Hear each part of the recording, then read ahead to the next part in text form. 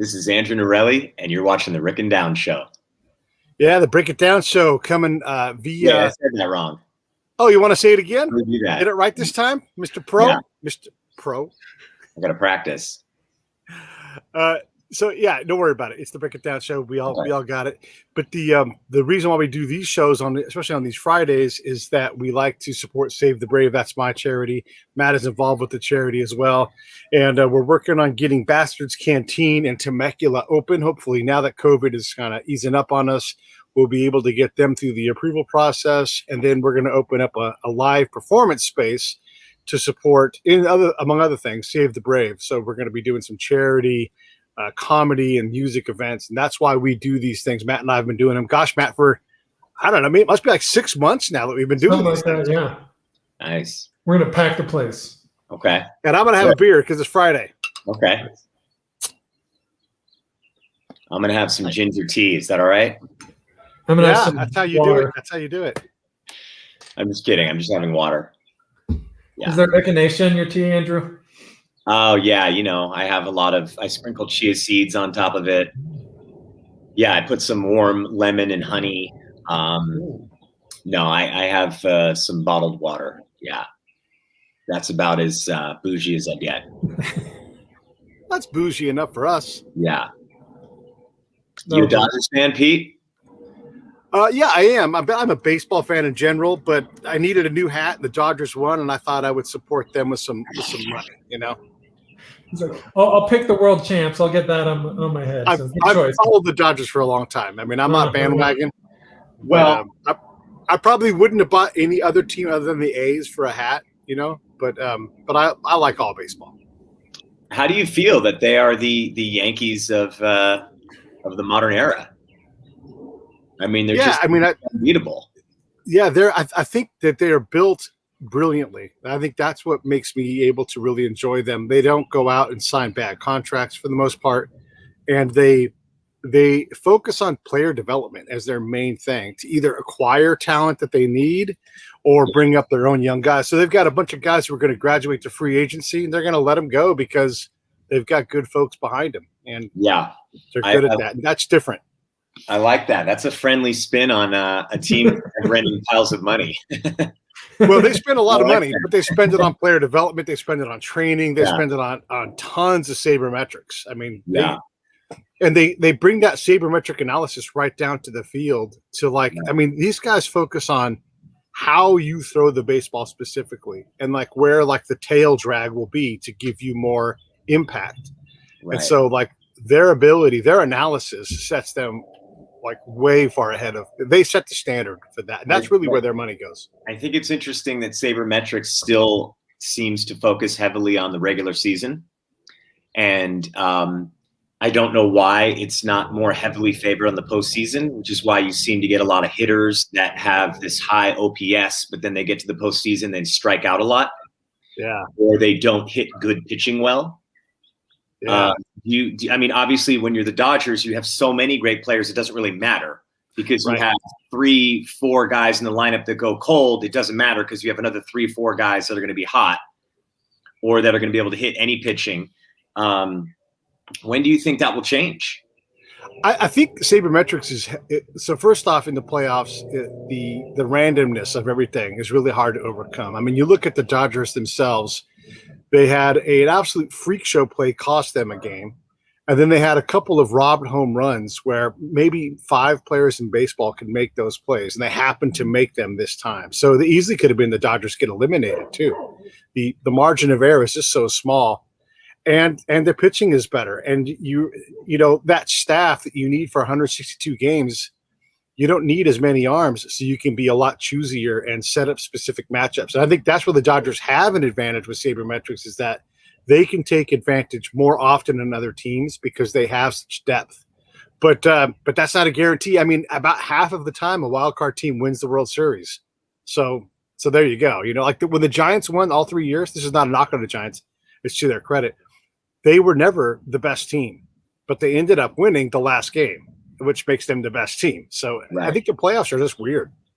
Right. Kind of sounds like a knock, Pete. Kind of sounds a little knock. Yeah, you're No, like no, the no. I Giants, think the Giants are great. No knock at all. No the whatsoever. Giants won miraculously with their mediocre team every year that they won. No. I'm not. I'm vastly not saying inferior. that. They get there, and they. I mean, they are a good team, but they played like how many elimination games did they win? Teams that play elimination games are often eliminated.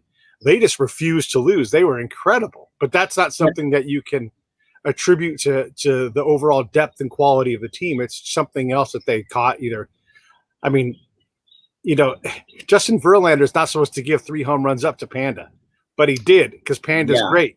But the next series, Panda could be like, not here. You just don't know. Interesting run. You're right. I think it had to do with what I was referring to. They had a bunch of players that actually knew how to make contact when they needed to and perform situational hitting. Yeah. And that's what sabermetrics seems to overlook a lot, and I don't know why.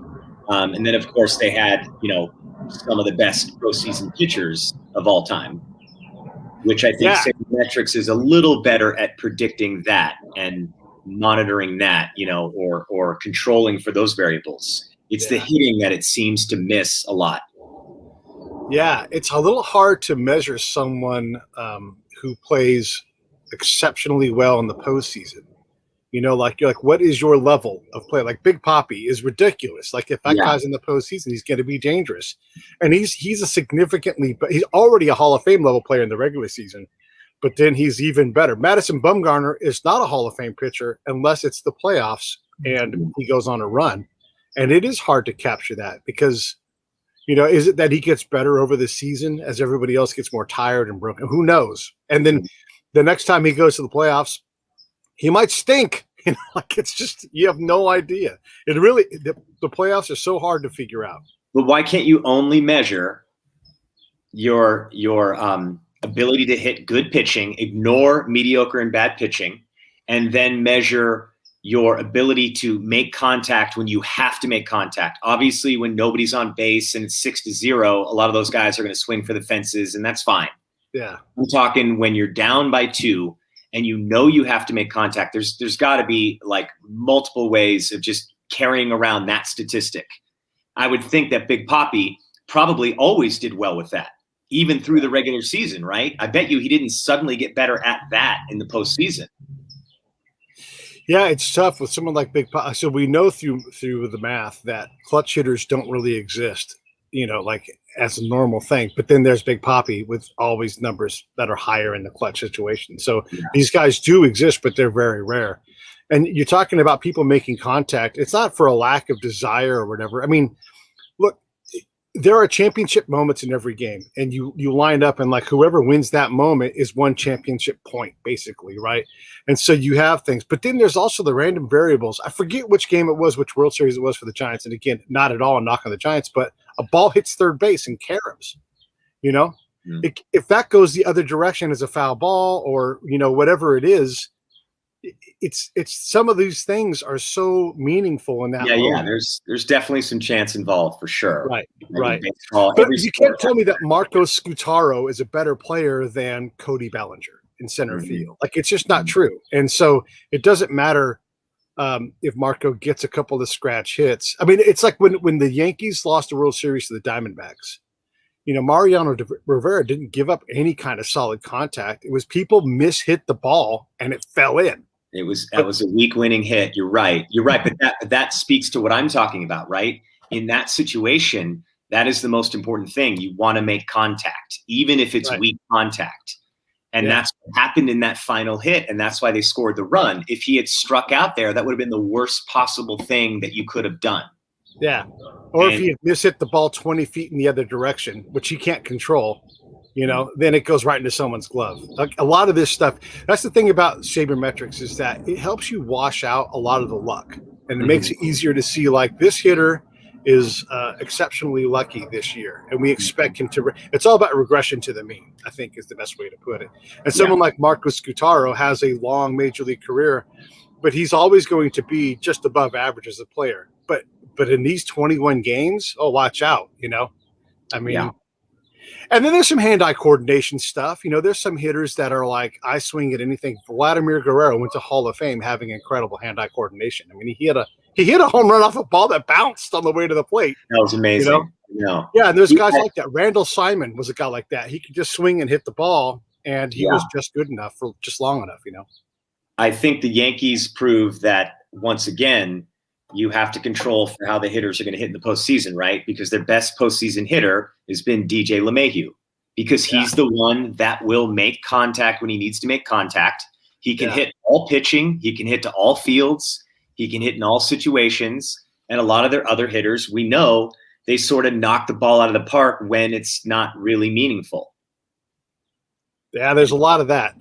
There has to be ways to control for that statistically better, or that people need to pay attention to those statistics more, because we know that those statistics are out there. It's obviously not. It's not. These aren't hidden statistics. But like that game that the Rays won against the Dodgers in the World Series, I think it was Game 4 that they won on that fluke play.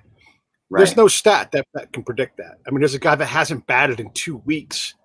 Mm-hmm. He makes contact. Is that a skill or is that an accident? I don't know. Did the pitcher get the outcome they wanted? Yes. But then the hilarity ensued, and all of a sudden the game was over. And one of the things that teams like the Dodgers and the Rays do, though, is that they have, I guess you call it like a fielding glove, where the defense is positioned in a way to create the most possibilities for outs. And if they can position their person where, like, the ball goes at an unexpected angle, but they're sitting right there and they don't move an inch because they've scouted it well, that's hard to beat. And then there's a thing like framing for catchers where they're using the glove to steal strikes. Mm-hmm. If you can steal 10 strikes a game, it doesn't matter how good the other team is. They just have a smaller window for opportunity. Yeah. And I think that's the Dodgers and the Rays do that the best. They take the most advantages, the most times, and it's like Bill Parcells, right? His teams weren't incredible, but they would have the ball for 37 minutes a game. And if you could beat them in the other 23 minutes in the game, then God bless, But that's sort of what the Dodgers do. They just choke the life out of the game for the other team. And it's baseball, so you're going to lose 40% of the time no matter what you do. Yeah, I think that the same thing is happening with basketball with the three-pointers, right? There's sort of all these these advanced statistics about three-pointer, but they always overlook what's going to happen in the postseason. Yeah. In the postseason, we know that the three-pointer is going to be defended more aggressively. It's going to be harder to make the three-pointer. Right. And there's going to be all sorts of other variables, such as who is guarding you. Not only are you being more aggressively guarded, but who is guarding you, right? Because if Paul George is guarding you, you're probably not going to make as many three-pointers. Right. So why is that not being taken into account is my point in the postseason strategy. Yeah. Yeah. I mean, we got to hire you as an NBA and MLB GM, Andrew. Can we make this happen? Oh, yeah. I want you to be the Bo Jackson of sports, front offices. I work for higher salaries than that, so I'm going to pass on that. Are you at the Nugget? It looks like you're in Vegas. Can you? What are you doing there? Yeah, I'm at the MGM. Yeah. My favorite hang in Vegas, I used to live in Vegas, is the Peppermill. I just love the 1975 prom feel of the whole thing. Okay. Where'd you live in Vegas? I lived by Trop and Pecos, right by Slappy White's house. He was not my neighbor, but he was in my neighborhood, like maybe a minute away. Okay. And is that why you know so much about sports? Were you in the sports gambling game? No. I was athletic growing up, and so I just know a lot about that. I was actually going to ask you, people are talking about LeBron James being the GOAT. Like, there's certain GOATs we know. Tom Brady's the best quarterback, maybe the best football player of all time now. Right. It's hard to argue with that. He's the winningest, but I don't think anybody thinks he's the winningest. Best, right? I mean, if the bet was you get shot in the head if your team loses and you want to win, you start with Tom Brady being quarterback. Yeah, I mean, it's an interesting debate because I think that it's undervalued, the qualities of leadership and playing under pressure and playing well when you need to play well, which sometimes can only be 3 or 4 plays in a game. Sure. Yeah. Tom Brady has that so much. I'm willing to give him extra credit for that. And I think that LeBron James, we're starting to realize over time, LeBron James has that, and those qualities are really, really of high value. So that it doesn't really matter if Anthony Davis is actually more athletic than LeBron right now, or Kawhi Leonard. That doesn't make them actually a better player, because their basketball IQ doesn't seem to be as high as LeBron's, and they don't seem to be as good of leaders. And you need that. You have to have somebody that's actually sort of your on the court coach. And anyway, I think Tom Brady. Is he better than Jordan? That's the real. I mean, Kawhi Leonard's great. Well, he never will be, because of that one series, right? Because of the series he was supposed to win against Dallas, and he didn't win. That he'll never get over that blemish, because Jordan never had that blemish, right? At least you also Jordan never saw Jordan quit on the court, because he's done in other series too, like against the Warriors, he quit. Yeah, I mean, you could argue that, although you could argue that was irrelevant. But yeah, you're right. Jordan didn't seem to do that, although Jordan did actually quit twice. Jordan actually quit the sport altogether. Didn't play, he all the way quit. Yeah. I would not say that's. I would say that's a blemish, but he never had that on court blemish. So LeBron, I don't think there's anything he could do. He would literally have to win three in a row so that he passed Jordan, and he would have to be the best player on the court winning those three. And at 36, I just don't know how that would be possible, right? Because I think that he'll probably have maybe one more year like this year at this level, but I just don't know how it would go beyond that. And I don't think it's a surprise that he's still this good at 36. People keep acting like 36 is ancient. There's been other players that are really, really excellent at 36. There's been others that would have been, probably barring injury. Yeah. Right. And I don't believe in the theory of how many miles are on your body. I think that's irrelevant, because you're basically telling me that when LeBron was 21, he's accumulating wear and tear. I don't think what that's about tread on the tire, Andrew. Tread, does that matter? What's that? Tread on the tire. Doesn't that play a factor? He doesn't have as much tread as he did 15 years ago. Well, I mean, that's the thing. Is like I don't know why we're accumulating the wear and tear early in these people's career. You know what I mean? Like, that would be like saying, oh, I played basketball so much at 13 and 14, I'm actually going to start to decline earlier. I'm going to decline at 30 because I've been playing so much. That's not really how the human body works, right? So I think it's more about your age and not about how many minutes you've played. Minutes played, I think, only is a factor if you keep getting injured. Yeah, your knees don't remember what you did. Yeah. What's that? Your knees don't remember what you did 3-4 years ago. That's what I think. That's exactly what I think. I think your body knows the age you are because we know your body starts to break down. No matter what you've done in your life, your body's going to start to slow down in your 30s, and then in your 40s, it's going to get very slow. And then in your 50s, you're going to have all kinds of problems. That's just the way it is, no matter how athletic or unathletic you were, right? When I think about LeBron, and I think LeBron is, an incredible player. I do not think he's the GOAT, because I think Michael is the GOAT, because Michael did quit the sport a couple of times, but if he was on the court, he was going to try to beat you, or score 60 losing. I think if you put Rodman on LeBron in any given game, Rodman would win that battle mentally most of the time. That's an interesting statement. That's explosive. That's a hot I don't know who that person would be. That's a Pete hot take.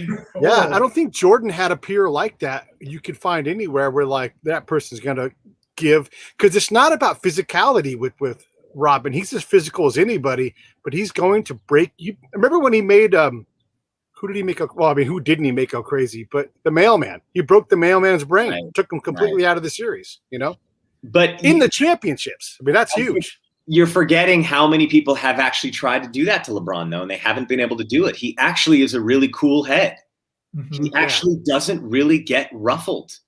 Remember Lance Stevenson used to try to harass him and get in his head. He's had all kinds of guys try to play the mental game with him. He's had a lot of players play rough with him. It does not seem to affect his stability or his ability to that's fair. That's fair. Yeah. Right, so Pete and Andrew, if you had a 10-year span from either Jordan or LeBron, and you're building a team around that, so you can pick 10 years, which player are you taking and why? Go ahead, Andrew. I think that based on what Pete already said, Jordan appears to be the one that is just a touch more reliable. just a touch.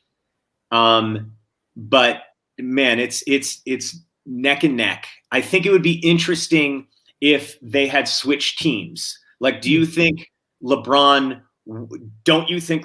would have been 6-0 in the finals had he been on all those Bulls teams instead of Jordan? The question is, would Jordan have won the championships LeBron won if he was on those teams? I think everybody thinks he would have won the Dallas matchup, but would he have beat the Warriors that year? I don't think so. I don't really. I can't prove it. I don't think he would have. Why because not? I think the competition, like that 20 was at 16 Warriors team, was way better, in my opinion, than anyone Jordan played. And I don't think it's particularly close. Like, but what would Jordan have not done that LeBron did that year? He would not have been 6'9". Yeah. And I think that matters. I don't think Jordan can pass like LeBron can. I don't know if he would have that chase down block. I mean, he was a hell of a defender. That's for sure. I agree with you there about he's kind of like LeBron's basically Karl Malone's body, right, with Jordan's athleticism or maybe higher. And I mean he's one of the smartest players. And his basketball IQ is off the charts. Yeah. Yeah. So I mean, I think there's definitely a lot of stuff LeBron has done that Jordan couldn't do. And I mean, this is a fun hypothetical, but I mean, I think Jordan had a killer mentality earlier and kind of willed players, but I don't know if he could have left teams like LeBron did. I mean, you saw what happened in Washington. I mean, I don't want to, that's not a fair comparison, but like the Wizards didn't do anything. Right. But I think we could take that out of the equation because we know that he 10 years. Yeah. Well past his prime. Yeah. You probably wouldn't pick the Wizards years in this scenario. Because I don't think anybody thinks that LeBron will be as elite as he is now at 38. I mean, anything's possible, but I have no idea how that would happen. I just think that if he's surrounded by great players, he can still be very useful because of what we talked about. Like basketball IQ and passing, that doesn't age. That's not the part that ages. It's your speed and athleticism and your stamina. Those are the things that are going to wilt, right? But I like that you made that claim that LeBron would not have won that. I think nobody says that, and it's a good talking point. I mean, it was pretty close that LeBron even won it. I mean, it was Kyrie's shot that put him over with like a minute left, and so it was very likely that Golden State would have won that. Well, and then we have to always remember too that wasn't really Golden State's full team, right? They had injury and suspension actually sort of weakened the team. And you could argue that Kevin Durant wasn't on it, so they had to suffer on a 73-win team. So that was yeah. They only had 3 Hall of Famers or 4. I couldn't tell. Right, yeah. They were severely handicapped. And Cleveland had Matthew Dellavedova, who was balling. So they kind of tipped it. Where is he playing now? How come there's not a constant where is Matthew Dellavedova? I think he's in Australia. That needs to be like an Instagram. There needs to be a page of where is Dellavedova every season. We got to do that, Andrew. And I think another thing in LeBron's credit is he gets people like Delly paid. Yeah. I mean, he got a pretty fat contract, and Tristan Thompson, like J.R. Smith, like Kevin Love got. I mean, you can go on and on about people that LeBron got paid. I'm sure Jordan did too, but I don't know if it's the same. And that's what I'm saying is an undervalued trait in LeBron. He makes other players better. And there's great players we know that don't do that. I don't think Kyrie Irving does that, does he? Does he make other players better? He doesn't seem to. He's great. That doesn't mean he's not great. But average players aren't going to become above average. Above average aren't going to become excellent. And in some ways you could argue some players maybe get worse with him. Because maybe they don't get along with him, or maybe they don't like his style of play because his style of play tends to be, give me the ball and just let me do something and you stand there. Right. That being said, what's that? I think you could say, here's what I wanted to say about LeBron and Michael. If you were to line up any team, anywhere, anytime, you had like 10 or 8 dudes and it was Michael versus LeBron, I think LeBron wins more of those things because it matters less for him who's next to him because his talent to include the team more. Like it's newsworthy when Michael passes the ball to the shooter to win the game, right? It's not newsworthy at all with LeBron. However, if you were going to run a court and never ever leave, and Michael got to bring his team, no one's beating that team. No one's beating. I mean, Tony Kukoc is the fourth best player in that team. No one's beating that team. Yeah, no one's going to kick them off. And so there's like, and then Michael clearly is the best player, and then on the court has no peer. There is no person that shuts Michael down. I mean, you could try, but it ain't happening. So I think, is it a double GOAT? Is that what it is? Like any team, anywhere, any game, anytime, LeBron. But the best team, best player ever, it's Michael, maybe? I don't know. Yeah, you might have a new take. We're hitting the hard subjects here, the Break It Down show. LeBron James and Michael Jordan are good at basketball, people. I want to add a Giants note. Barry Bonds. And Tom Brady's good at football. Yeah. Barry Bonds made everybody in the Giants better when he was there. He made the entire lineup better. Like a misconception about baseball is that a player like Barry Bonds or Sammy Sosa needs protection in the lineup. They are the protection. If you don't pitch to Benito Santiago and have to face Barry or Kurt Manwaring 4 batters later, you're like, damn it, I can't get anybody out. Here comes Kurt Manwaring just, hitting a base hit or whatever. You are always aware of Barry's presence throughout that lineup because he was so good. And there are very few players like that. That's what makes him special, is that he makes the entire lineup more stress-filled. Do you think that Barry should be dinged for doing steroids during a time when half or more than half were doing it? No. Okay. It wasn't illegal when he did it. And then you can put a dead person's body parts in your body. You can drill holes in your bones to create growth. You can do so many things. You can withdraw your blood, put it into a machine, spin it around, have things that are all natural put into it, put back into your body. What isn't performance enhancing if those things aren't? Or what is performance enhancing? Well, I think it's pretty easy to measure. I think when your testosterone is triple the amount it's supposed to be, and we know that that's a hormone that actually makes you stronger and faster and quicker, right? That is clearly performance enhancing. A lot of this other stuff is smoke and mirrors. I mean, remember when Ray Lewis was spraying the deer antler spray in his mouth? I don't think anybody thought that actually did anything. Or those copper necklaces. Right. Like, all this stuff is completely, take 38 of these gel supplements that have creatine. And I don't think anybody thinks that actually does anything, because when you measure your hormones after taking that, I don't think they alter the levels that are important, such as your growth hormone or your testosterone. So you can swap ligaments around and tendons and whatnot, take out a rib, take a rib out of your body, have thoracic outlet surgery. That's not performance enhancing. I don't think so, because I don't think it makes you bigger, stronger, or faster. And I think if you don't have an ulnar collateral ligament anymore, that makes you not throw so good. Pete, I think it's not so much are they enhancing, like exercising and sleeping well will enhance your performance. I think the issue is the detrimental part. And because steroids have a known bad, Andrew can speak to this a lot better than me, but it becomes a challenge of who can harm their body more to some extent. And I think that's what the regulators of MLB or other professional sports dislike. It's not that it makes you better, is that it makes you better and it hurts you in a way that creates this strange competition over who can create the most self-harm. Right. It's like an arms race to see who can be the most dangerous with their improvement. Yeah. Should there be an unlimited class then for sports where like you can do whatever science can do? You want to add a third arm, you can do it in this league. You can call it a dick. You can call it a unlimited love. We don't care. You can do whatever you want in this league. It's unlimited class. I don't think so, because I wouldn't want to see that. I don't want to see who has the best science. I want to see who is the best athlete and who trains the hardest. With race car driving, it is a battle of science too. I mean, that's why F1 or NASCAR is a big deal, because they want to see the engineering. Yeah, I just think that it's interesting, that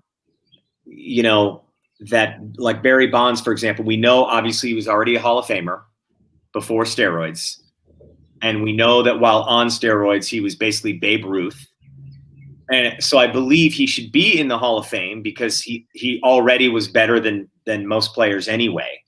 Yeah. But I don't think it's as simple as saying, hey, everybody was doing steroids and he was, so he was doing them too. Because we know that everybody wasn't doing them, right? We know that it was probably more like half, right? Well, what about the year that Floyd Landis won the Tour de France? No one wins that year, right? They just said, fuck it, you guys all cheated, nobody wins. Right. I think that's true. One of those years, maybe it's one of the years that Lance won, but they're like, you know what? Always get stripped when they find out that they cheated. Yeah, they strip them of their titles, right? Yeah. And they're like, the guy who was in 27th place, we think he was clean. Yeah. Yeah. I don't know what to do about that. I mean, I understand the outcry and the upset, but we haven't ever actually measured what it equals to, so Barry Bonds was the best hitter of his era for sure. Mm-hmm. And then he adds the extra strength and the ability to heal, which is an important thing. That's another one. Yeah, you're right. Yeah. And so did he add 20 home runs to his career or 200? We never study it, like if he's 10% better, so he hits, instead of hitting 73 home runs, he hits, 65 or whatever it's going to be. Right. But we can't really fucking good. We can sort of measure it though, because he was hitting, 30 to 40, and then he was hitting. I mean, he hit 73. But when you do the numbers, there was one year where people were estimating he could have hit 100 if they had actually pitched to him. Because remember, he was getting 200 walks or whatever. So we actually can measure it. He basically was, twice as good in the home run department. Or 1.5 times as good. I just think, I don't know. I think that it's interesting, these ethical debates, because in the past we know that players used amphetamines, and you have to argue that is performance enhancing, because again, that at the very least, that's got to make you stronger and faster because you're less tired, right? So how do we reconcile that? Is that okay because probably everybody was doing it? Is that okay because the difference that made was probably minuscule? Yeah. Right? Doesn't matter how much you do. Because I think that's another argument against Bonds, is like, you probably just did more steroids. He did the most steroids, yeah. And so it's like he's the most egregious. And, or Mark McGwire or Sosa. It's like, if you're going to go that far, we're not going to pretend we can't tell. Right. And actually, South Park was the first on this. They called them out, I think, years before it was actually learned. So good job, South Park. Right. Shouts to you. Yes. Yeah, and I guess you could also Trey Parker and Matt Stone listen to this show, right? They will now. I think they will, yeah. The other thing, too, is like when you look at the science part of it, I mean, and you do look at the Dodgers, they've got folks at UC Irvine studying. They found a new force that affects the baseball. So we've learned about the Magnus effect. But now there's another force, and they are like ahead of everybody in the market on that. I mean, that's performance enhancing. If they're like, if we can put this sticky stuff on the ball and get this amount of spin, position our fingers in this part of the ball will move in this unpredictable way for hitters. Mm-hmm. So, I mean, like, again, you look at what's performance enhancing, and I think it's really hard. I just say go unlimited class. Whatever gender you want to be, you want to attach a robot to your leg, whatever it is, go crazy. Just don't beat your wife. Yeah, that'd be great for like a season until there's 3 deaths, and then that would end pretty quick. And then it's just gladiatorial baseball. What do you think about the proposal that maybe there's? And I've always said this. I've been saying this for years, not because I'm some visionary. I'm sure a lot of people were already thinking this or saying it out loud. A limited number of throwovers to first base to hold a man on, so that there's not the constant slowing down of the game, and so that a stolen base is more interesting because it's more possible, right? Because once you throw over a couple times, if that's the limit, then that runner's probably going to go, and you're going to have to just throw him out. There's actually a story about that. Andrew, Theo Epstein is working on this with baseball. And so they're going to use the minor leagues for some of these things. In the independent leagues last year, they messed around with pass balls. The batter could run and steal first. There's things like this that they're working on. Another one was limiting the number of throws over. And also, like the way the balk rule is written, you can't look at like home and then flip the ball over, but you can look at the batter and like pause. You're not allowed to deceive the runner on purpose. Right. And yet that's what these things are. So call the balk move not as it's written, but with the intention. You can't just zip the ball over there and surprise them. So now they're making a rule where you have to step off the rubber to throw over to first, which would require an extra move. And Ricky Henderson plans on making the comeback and stealing 25 more bases at 65 years old. I bet. And what would happen if you threw over to the base your maximum number of times and you knew the runner was going to go? How does that work? When can the runner run? Yeah. Does it mean that if the runner runs before you pitched, you're allowed to throw to second? Is that what that means? You just can't throw to first? Right. Or did they not say? Well, and then what's the counter to that? Like, that the runner's going now because you're throwing over 3 times. And so instead of doing a pitch out, you do a pitch forward. And so the catcher jumps up, runs towards the pitcher, catches the ball, and is already 10 feet closer. Right, exactly. Yeah, they're going to have to probably work that out. But I think it's exciting because I think it's obviously a lost art form, the stolen base, and it is really exciting. And there's so many players in the league that are blazing fast, right?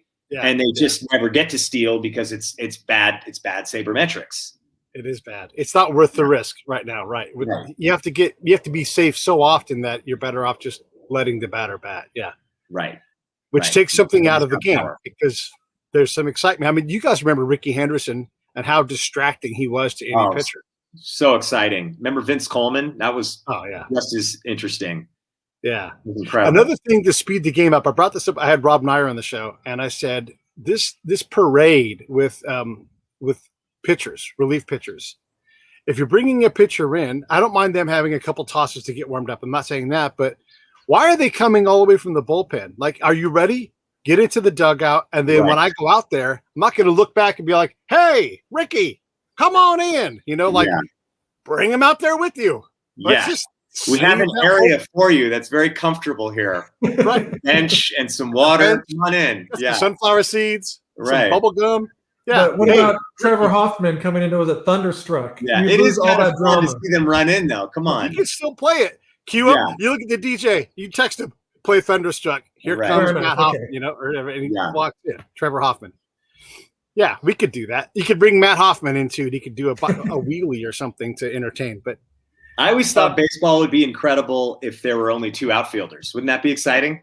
Yeah. You would have so many diving for fly balls. That'll never happen. I'm not proposing this. I just think that would be so incredibly exciting because it's such a letdown when somebody hits like a smoking line drive and an outfielder only has to go 12 feet to catch it. It would be so much more exciting if they had to run full speed to try to catch that smoking line drive. I love what if you measured the outfielder on the amount of steps they don't take? Mm-hmm. Like if the ball's hit 500 feet, you should just never move an inch. And then you get like a portion of a run for that, Okay. Or good decision making. Okay. So you're trying to take the least amount of steps. So if the ball's in the gap, you're like 1, 2, 3, 4, fuck it. Let it go. Let me get the ball and then throw it back in. Because you don't want to take 100 steps or something, Yeah. Like there's a penalty for running too far. I think there's a lot that can be done. And I love when sports constantly evolve. And I think that's the problem with something like soccer. And the reason that soccer probably will never take off in America is soccer appears to be stubborn, right? And they don't want to make the goal bigger or eliminate offsides, which would probably engage American audiences because then you'd have games that are 5-4 or 6-2 or something, right? Not 1-0. And I get it. Soccer's probably like, if it ain't broke, don't fix it. You know what I mean? And soccer's doing fine. We don't care if you don't like it or not. But I would like to see soccer if they had that kind of setup. Why does soccer in America just do that? Like Canadian rules football is outrageous. It's fun to watch. Australian football, outrageous, fun to watch. They have their own rules and then just play under whichever host country's rules. We had indoor soccer. That was fun. Yeah. Well, that's right. Yeah. But you're right. We could have an American rules soccer that just had that one change, just had a wider goal or no offsides. Or both. 2 balls on the field at all times. Okay, now we're getting gimmicky. Okay, how about during a penalty, instead of just kicking from 15 yards away, you have 2 balls for 5 minutes? Like hockey has the advantage of 1 less player. We'll just do more balls. Okay. You're like, why don't we combine dodgeball and soccer? And you can throw it You at can somebody's throw head. it. You can use And your they'll hands. catch it, or they're out. Give them a bat. Yeah. One thing I don't like about sports in general are timed sports when you're measuring things to a thousandth of a second or even a hundredth of a second, because there's no difference. That's the same. Like you're talking like Michael Phelps became the greatest Olympian of all time, and he won one race by that distance right there. Right. You know, like half of a fingernail. Right. Okay, you're going to swim across this pool. You got to deliver this cat. You got to bring a cat with you and put it on your back and swim. And that's a whole different thing. Or dragsters, you know, like you have to deliver this pie to this lady. Some other element to make it so that you're actually separating what good is from just like, these are basically, we need a computer to tell us who won. Right. I thought you were going to maybe argue, because you probably have a point, that how do they know that that is actually the correct time when it's that tiny of a difference, right? How do they actually know that? Right. Because I'm guessing there's a margin of error in those timers, right? Right. Like on bobsled, it's always measured. Like there's a window that they all run in, and it's essentially the same. I mean, there's not much difference between first and fifth place, say. Right. So what are you really assessing? You know, someone's slightly more perfecter than the other person. What if you have to catch a ball as it comes down? And if you've got 3 balls in your thing, you get a time bonus or whatever it is, you know? Add some extra difficulty things so we're not measuring things to the 4th decimal point. You have thought this through, Pete. I have. You've got some ideas. Yeah. This has been great. You guys are going to have your shows in Temecula, right? Is that where you're going to do your live show? And is this place, are you going to actually be there every weekend? Is that because you live near there, Pete? No, it's so Save the Brave is run by a guy named Scott Husing who lives there, and then the other guy is well, there's a couple of guys, but Nick Velez, he's the one that runs Bastards Canteen, and so he's opened a new Bastards Canteen location, and it's going to have this performance space in it, and so we're going to have bands and comedy, and then that, you know, one night of the week it'll go towards Save the Brave, or some other charity, and so that's sort of the idea, was to get the ball rolling, you know. Have Matt bring some comedians on the show and just sort of expose. I mean, look, have a great time talking about sports or whatever kind of fuckery we come up with, but also start to, you know, just let it be okay to have a show in a comedy space, because it's so hard to do that now, you know. But you actually won't be there during the shows? I might be. I mean, that's not my main job, but I mean, I would be there in some kind of, you know, I probably have a blazer on or maybe a windbreaker, maybe, you know, but. Yeah, I don't have a specific. Now, Matt would probably be there because he's, you know, going to be booking guys like you and everything. Yeah, I would probably just come down as part of the Save the Brave crew and, you know, maybe help take tickets or some shit like that. Yeah. And can you talk a little more about what Save the Brave does? In the audience, that's what I would do. Yeah, tell us about Save the Brave. Save the Brave, it's a charity that we do for veterans like me who have PTSD, and we try to get them. Look, the main thing we do is put people on a fishing boat and get them some fellowship. But we're trying to get to these guys before they're at the end of the rope, you know, while they're on the rope and they're like, you know, not doing as well as they could, and start to build fellowship around them, so that whatever that thing is, whether it's a phone call or whether it's just interaction or working together on a problem, you know, we provide this community so we continue to serve, but also have some fun, go out fishing, or, you know, in this case, comedy, and just lean on this problem of veterans dealing with, because there's so many of these things. Andrew, I don't know if you know how much, there are so many problems that veterans have that they compound, and they're like poor people problems. Like, I don't have $500 to do this, like parking tickets. Like, let's just get that zeroed out. Let's get you the $1,500 and just zero out those parking tickets, so you're no longer afraid to park somewhere and lose your car, you know, which would be a significant trapdoor for me, you know, somebody that leads to them putting a gun in their mouth, you know? Yeah. So that's what we work on, is trying to find ways to help veterans. The main thing is fishing. That's great. And is this something you participate in? Do you fish a lot? I don't care about fishing at all. Okay. Okay. No, but I do the other things. Not like a fan. I hate fish. I hate boats. Every episode we have Save the Brave represented on it. So I'm sort of like one of the media arms of what we do. And the show is not about Save the Brave, but Save the Brave is part of what we do in general, you know. Good. That's great. I mean, it's important to obviously have something you care about, something that gives back. For me, I try to spread awareness about survivors of suicide loss That's a charity in San Diego, and that's tied into what you're talking about, right?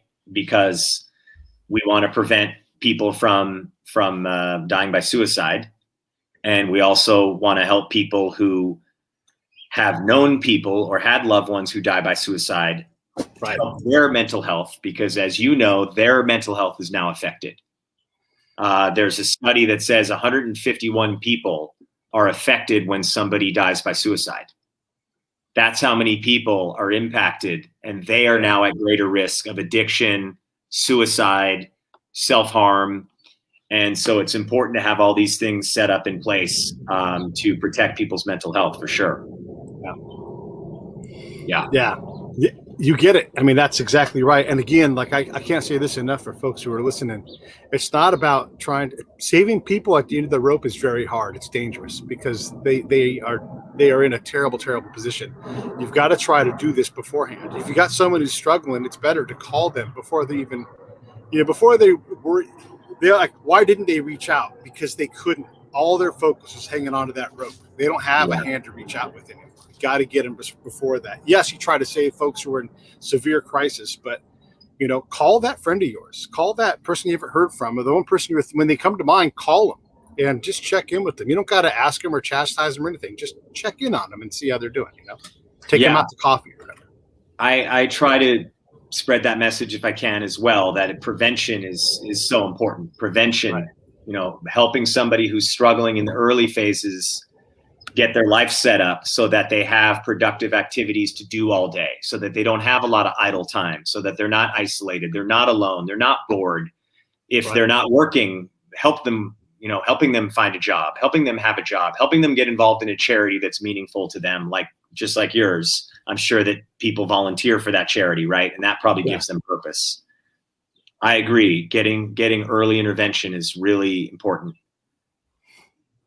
Yeah, it is. It is. And giving them purpose, okay, you've had some help. Now let's get you helping somebody else. How can we get this next person help, and the help that they need, not the help that you want to give. Like, where are they at, and it's a big problem, homelessness, all these things, they all kind of go together, where if we just kind of case manage people more effectively, I mean, it's horrible when you see these wrecked lives that are potentially salvageable if we could slow down long enough to figure out what kind of help they needed and then help them get it.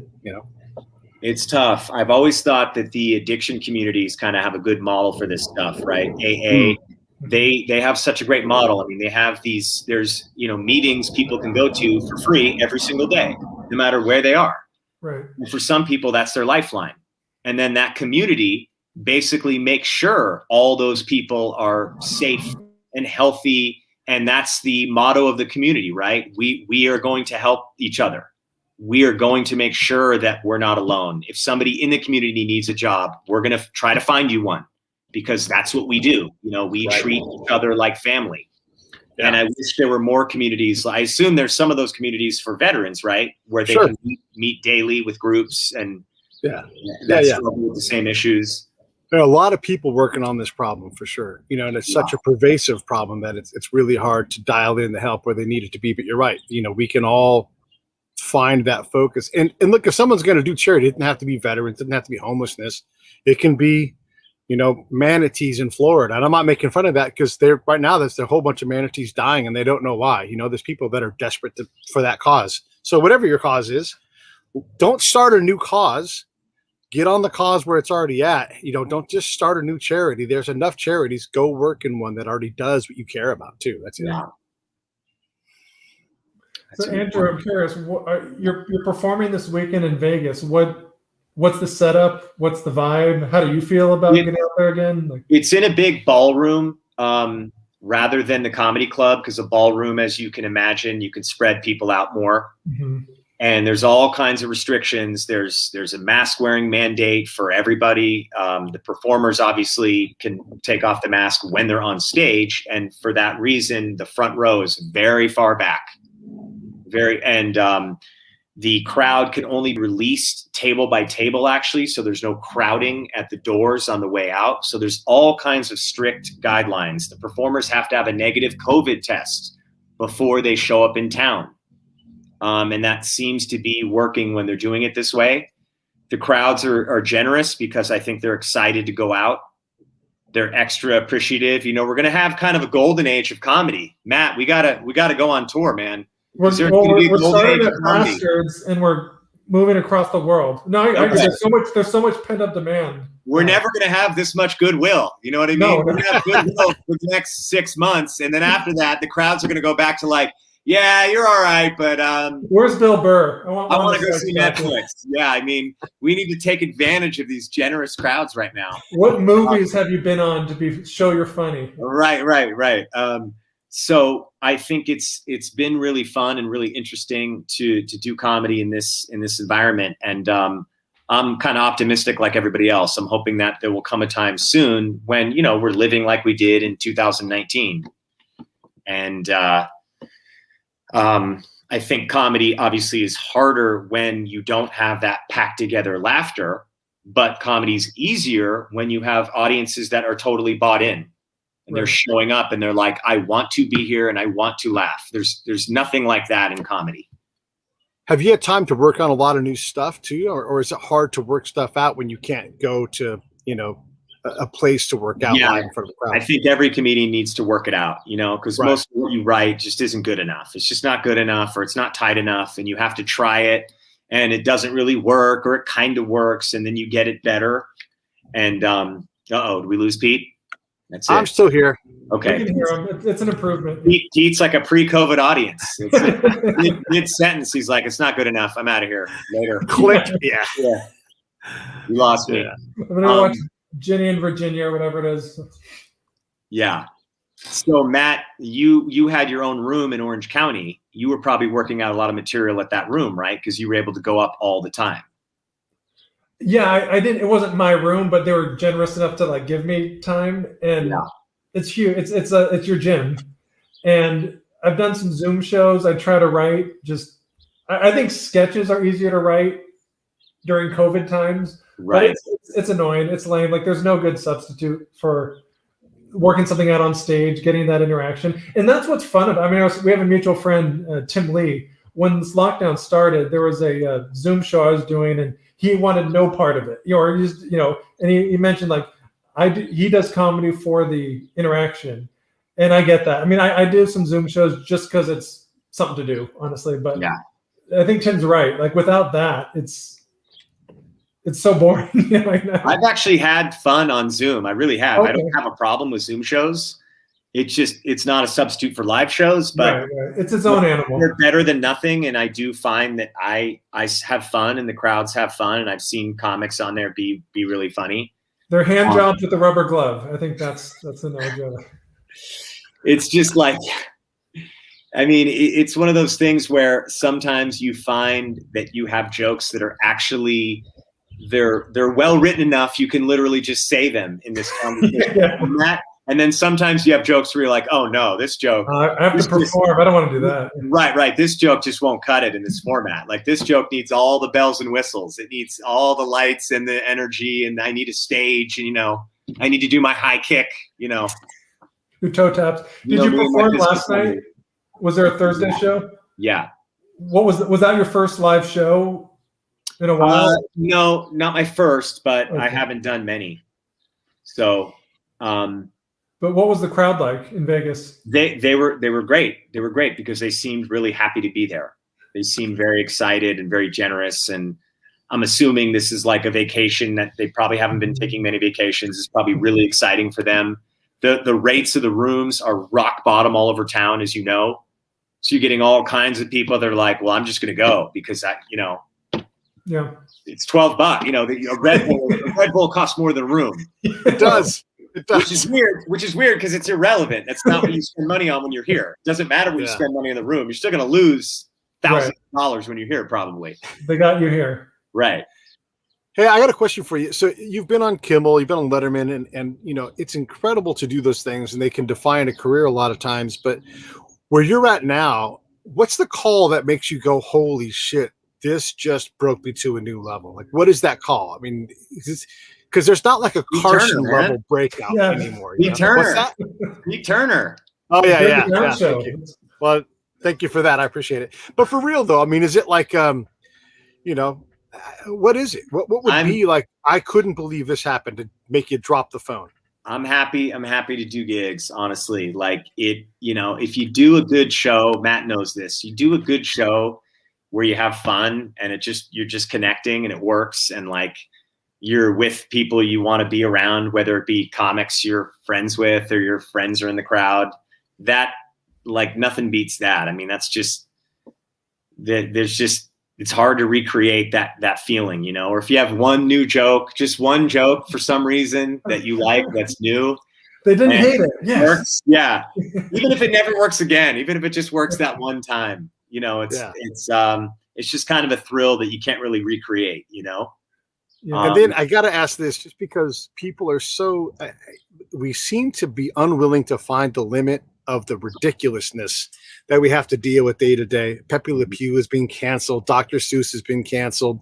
We keep digging up dead people and canceling them. So the comfort level in a given audience is constantly going in this weird direction. But you guys are comedians.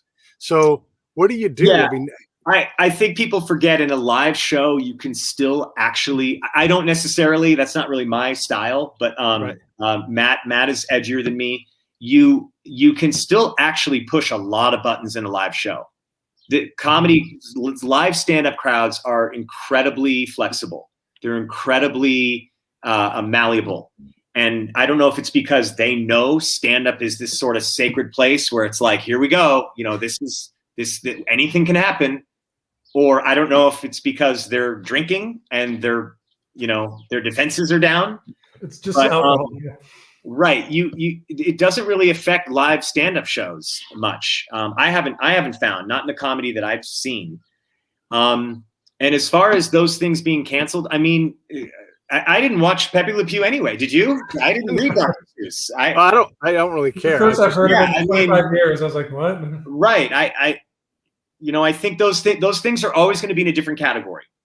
Those are children's cartoons and children's books. We know that the standard for those are going to be way higher than stand-up comedy, especially, like I said, live stand-up. Recorded stand-up is going to be a little more scrutinized because it's recorded and people can dissect it and watch it over and over and complain about it. Live stand-up is still pretty wide open to say what you want to say, I think. Thank God. What do you think, Matt?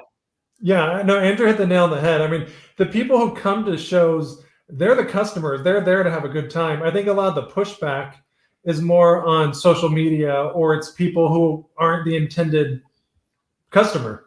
And it's annoying, but when you're up there, whether you're watching it or performing it, I don't think it's really changed that much from now to from maybe 20 years ago. It's more all the after, like Andrew said, if you do a recorded show, it's going to be dissected more. If you do a sketch that's broadcast on TV, or a lot of people see it online, it'll get scrutinized more. And that can be annoying, but there still is some hollow ground at like bars or comedy clubs, or I think it's at its best when there's a speakeasy mentality to it. Yeah. It still has kind of an underground counterculture feel to it, I think, stand up, and probably always will. Yeah. One of my kids agrees. Okay, is that time to go? Because your kids. Oh no, I've been ignoring them for hours. It's fine. Okay, all right. No, we're wrapping up. Yeah, I want to thank you guys for having me. I really appreciate it. Well, thank you. Yeah. So, AndrewNorelli.com. Where else can they get information? They can follow me on Instagram, which is Andrew Norelli, or it's under Tonight's Comedian. It's my handle. That's how they'll find out where I'm at. They can listen to my albums on Pandora or Spotify or any of the streaming apps if they just type in my name. And do it. I command you, seriously, you will enjoy it. His stuff he's handsome and one of the best comedians working today. You are too kind. I like that as you casually sip your smoothie there. Yeah. My kombucha. Right. Is that acai in there? Is that acai? Yeah, it's acai and CBD. So I'm immune to anything. Okay. No wonder you're so agreeable today. All right. Oh yeah. Yeah. Thanks so much for having me, guys. Hey, thanks for watching the show. I really appreciate it. Right here, you can subscribe. Please do that. It makes the show grow. Hit that notification bell so you know which incredible guest is coming up next. Down below is the PayPal link. You can put a small subscription in. That is an enormous help. All that money goes right back into the show. And then right up over here are the next episodes you should listen to, curated by yours truly. Thank you so much.